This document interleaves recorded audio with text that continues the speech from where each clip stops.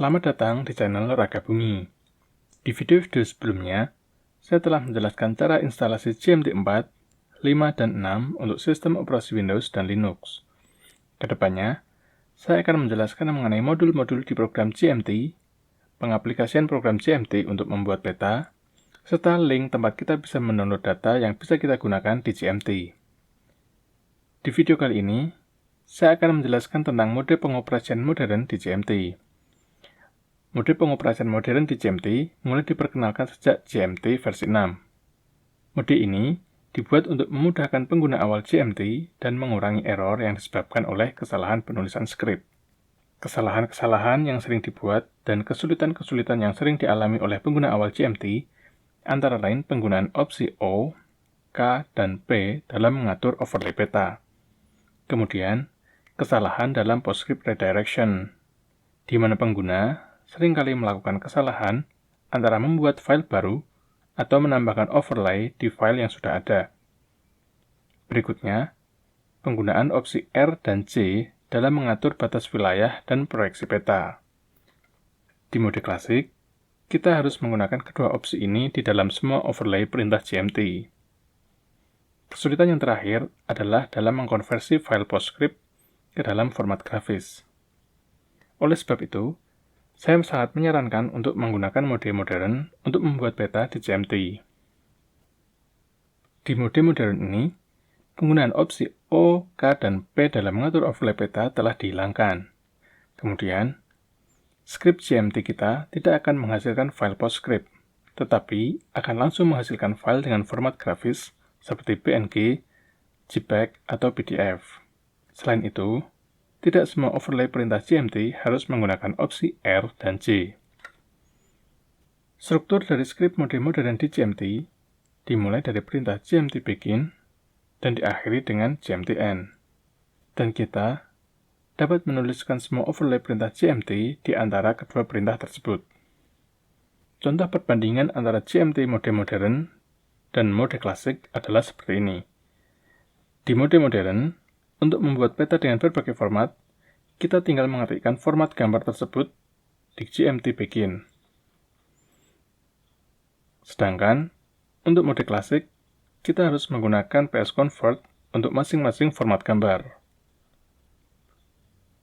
Selain itu, di mode klasik, kita harus mengeset batas peta dan proyeksi peta untuk setiap overlay, serta menggunakan O dan K untuk setiap overlay peta. Sedangkan, di mode modern, kita cukup mengatur batas peta dan proyeksi peta di overlay pertama, dan tidak perlu menggunakan opsi O dan K. Perbedaan yang lain adalah di redirection. Di mode klasik, kita harus menggunakan satu simbol lebih dari di baris pertama, dan dua simbol lebih dari di baris perintah berikutnya. Di mode modern, simbol redirection tersebut tidak perlu digunakan. Jika kita eksekusi kedua skrip program GMT ini, maka akan menghasilkan peta yang sama. Penulisan sintaks GMT begin secara lengkap adalah seperti ini. Dimulai dari GMT begin, prefix, formats, options, C, dan V. Prefix di sini adalah nama file output, dan kita harus menggunakan tanda petik atau petik 2 jika kita menggunakan spasi untuk nama file kita. Kemudian, formats adalah format dari file output kita. Dan kita harus menggunakan tanda koma jika kita menggunakan lebih dari satu format file output. Kemudian, options adalah opsi yang bisa kita gunakan seperti saat kita menggunakan PS Convert. Contohnya seperti mengatur resolusi dan mengatur lokasi folder untuk file output. Kemudian, C adalah opsi untuk mengabaikan file konfigurasi gmt.conf dari skrip GMT sebelumnya. Dan opsi V adalah opsi untuk mengatur level verbosity. Misalnya, kita ingin melihat warning atau error dari perintah GMT kita. Jadi, perintah GMT begin seperti ini, artinya adalah kita membuat file dengan nama peta.png, peta.pdf, peta.jpg, dan peta.bmp, serta mengatur peta output sesuai bounding box dengan resolusi 300 dpi. Sedangkan, untuk perintah GMT end, Opsi yang tersedia antara lain Show dan V. Show digunakan jika kita ingin menampilkan file output menggunakan image viewer tepat setelah file output terbentuk. Sedangkan, opsi V digunakan untuk mengatur level verbosity. Sekian video kali ini. Perintah-perintah yang lain dalam CMT mode modern akan saya bahas di video berikutnya.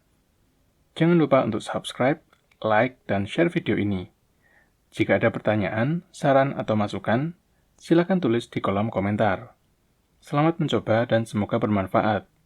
Sampai jumpa di video berikutnya. Salam.